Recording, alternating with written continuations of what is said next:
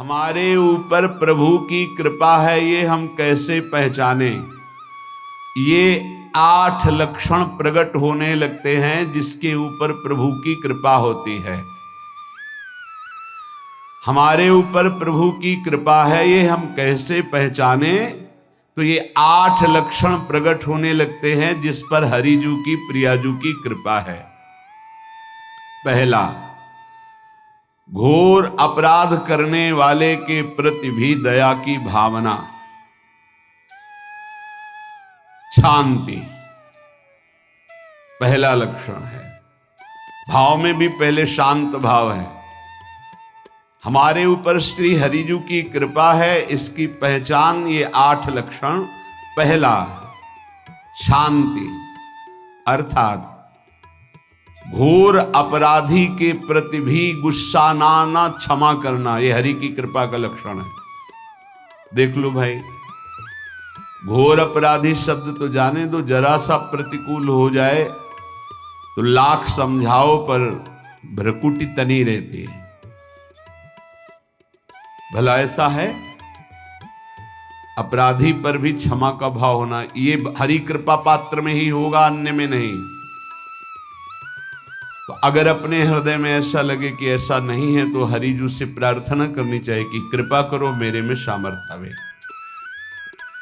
दूसरा, अनुसूया, वो किसी भी के प्रति कभी भी कोई दोष दर्शन ही नहीं करेगा। दोष कथन, दोष श्रवण की तो बात जाने दो। अनुसूया, दूसरों के गुणों में दोष ढूंढना, ये नहीं होता। हरि कृपा पात्र में ये नहीं होता। ये सब भजन के नाश करने वाले, जैसे पहला अपराधी पर क्रोध कर देना, तो माया ने भेजा इसीलिए था कि तुम्हारे साथ व्यवहार ऐसा करे कि तुम क्रोध करो। क्रोध करोगे, तुम्हारी ऊर्जा शक्ति नष्ट हो जाएगी, अध्यात्म में जो चलने की थी। और कहीं तुमने संकल्प कर लिया तो भजन शक्ति नष्ट हो जाएगी। तो अगर भजन बल है तो गया, जरूर उसको दंड मिलेगा, पक्का मिलेगा, 100% मिलेगा, लेकिन आप खाली हो गए। ना भजन करने की वृत्ति रहेगी और ना भजन रहेगा, दोनों बात। अनुसूया, किसी के सद्गुणों में दोष देखना, गुणों में दोष ढूंढना, ये हरि कृपा पात्र में नहीं होता। ये बहुत मंगलमयी बातें हैं जिससे हमारा भजन मार्ग पुष्ट होता है। तीसरा, वो बाहर से और भीतर से पवित्र रहता है, हरि कृपा पात्र। शौचाचार का ज्ञान होना चाहिए, वस्त्र आपके पवित्र होने चाहिए, ये बाहरी जल रज आदि के द्वारा बाहरी पवित्रता। और निष्कपटता, निश्चलता, सत्य भाव, ये अंदर की पवित्रता है। अगर कपट है, छल है, असत्य है तो हृदय मलिन रहता है। भीतर और बाहर से पवित्र रहना, इसमें खास बात क्या है? भीतर और बाहर से पवित्र रहने में, भीतर और बाहर से सदैव पवित्र कौन रह सकता है? तो बोले, जो पुंडरीकाक्ष भगवान श्री हरि का, प्रियाजू का स्मरण करता रहता है, वो शवायाभ्यंतर शुचि, वो बाह्य और अभ्यंतर दोनों से पावन रहता है। तीसरी जो कृपा का लक्षण है, अर्थात वो सदैव भगवत चिंतन परायण, शौचाचार का पालन करने वाला, बाहर और भीतर से हरि कृपा पात्र पवित्र रहता है। चौथा, ऐसे कार्यों का अनुष्ठान न करे जिनमें हमारा भजन छूटता है, जिनमें सत्य छूटता है, जिनमें भगवत भाव छूटता है। जैसे आपके ऊपर कृपा हुई, आप भगवत मार्ग में चल रहे हैं, अब आप ऐसे संसारिक कार्यों का अनुष्ठान कर रहे हैं जिनमें आपकी चित्तवृत्ति बिल्कुल भगवत विमुख हो रही, तो जीवन का लाभ क्या होगा? लाभ तो है भगवत स्मरण सहित। जैसे कल एक ने प्रश्न किया कि मैं खाता तो नहीं हूं लेकिन मांस की दुकान में मांस बेचता हूं, होटल आदि, क्या उचित है? ये उचित कैसे हो सकता है? तुम और भी तो व्यापार कर सकते हो। जरूरी है धर्म का पालन करने की इच्छा करते हो, धर्म आचरण करते हो, ऐसा नहीं। तो विरत बहुकर्मा, उन कर्मों से हमें विरत रहना है जो हमारे धर्म के विरुद्ध है, जो भजन के विरुद्ध है। हरि कृपा पात्र ऐसे कर्मों का अनुष्ठान कर ही नहीं सकता। अपने भजन का फल देखना भगवत कृपा पात्र के, सबको प्रदान कर देना। हिम्मत है। अपने भजन, इतनी मेहनत से किया हुआ भजन, भजन होने के बाद हे प्रभु इस भजन का फल हो, सर्वे भवन्तु सुखिना सर्वे सन्तु निरामयः। यहां तो कहते हैं महाराज एक माला रोज आपके लिए करता हूं कि आपकी बीमारी ठीक रहे, तो शेष किसके लिए करते हो प्रभु? शेष क्या? अगर इष्ट और गुरु के लिए तुम्हारा है कि एक माला करते तो फिर इतनी माला करते तो हमें क्या होगा? सब आपको दे देंगे तो हमें क्या होगा? तभी भजन का रहस्य नहीं जाना। छठवां,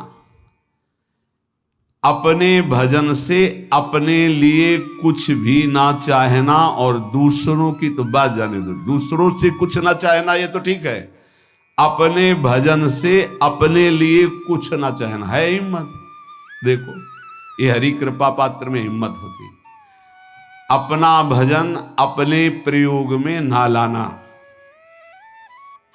इसका भी आंतरिक रहस्य है। अपने प्रयोग में आप शरीर को लेकर के बोलेंगे, अगर स्वरूप को लेकर तो प्रयोग की कोई वहां जरूरत ही नहीं, स्वरूप पूर्ण काम है, वहां कोई अभाव नहीं।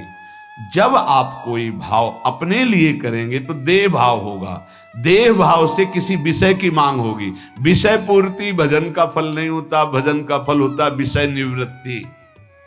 बहुत जोर की बात है, कैसे समझ गए? अपने भजन का भी फल अपने लिए नहीं, दूसरों से कुछ चाह रखना तो बात ही जाने दो, भजन से भी कोई अन्य सुख की चाह नहीं हुई। क्या चाहिए? भजन ही बनता रहे, भजन का फल भजन बनता रहे, खूब निरंतर जप करते रहे। सातवां, किसी भी मान सम्मान कीर्ति पद प्रतिष्ठा के मिलने पर हृदय का असंतुष्ट हो जाना, यह हरि कृपा पात्र का लक्षण होता है। प्रणाम नमस्कार जय हो तो हृदय में असंतुष्ट हो जाना चाहिए। कोई किंचन मात्र अभिमान न उदय हो जाए। प्रभु बचाओ, ये माया की चकाचौंध से बचा लो नाथ। कौन सा अपराध बन गया कि आपकी जय की जगह यहां हमको ऐसा सुनना पड़े।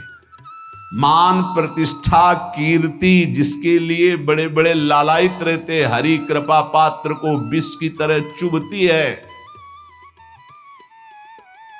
और आठवां,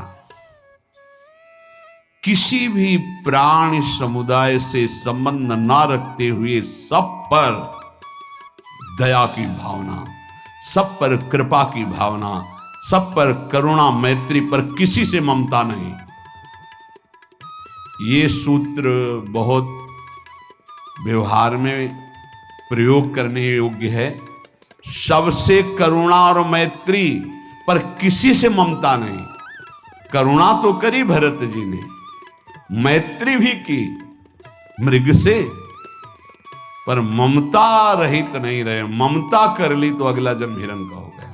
ममता नहीं रखती। निर्ममो निरहंकारा, करुणा मैत्री तो करनी है, जैसे इसमें आदेश है, गीता में जी आदेश है, अद्वेष्टा सर्वभूतान मैत्र करुणैव च, पर निर्ममो निरहंकारा, ये साधक की चतुरता है।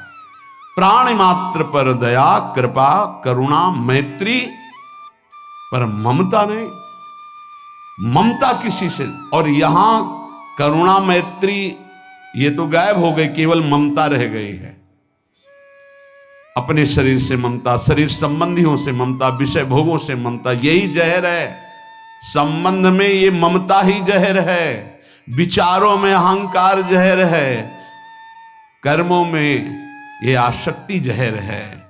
इसी जहर को मिटा दे तो जीवन मुक्त महापुरुष कर्म करते हुए, विषय सेवन करते हुए, वार्ता करते हुए, विचार करते हुए, बिल्कुल जहर रहित उसका जीवन हो गया। तो ये 8 बातें हरि कृपा पात्र में होती हैं, इनको बार बार सुनना, हृदय में धारण करना।